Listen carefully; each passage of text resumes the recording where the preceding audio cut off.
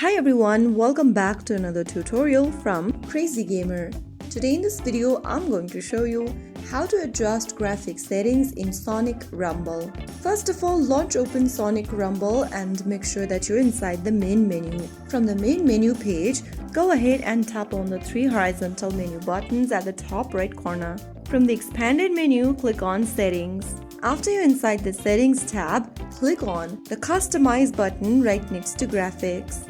After you do that, go ahead and change your graphic quality by tapping on the arrow button left or right. Select whether you'd like to choose low quality for graphics, medium or high according to your preference. You will need to select the graphic quality according to your device's performance as well.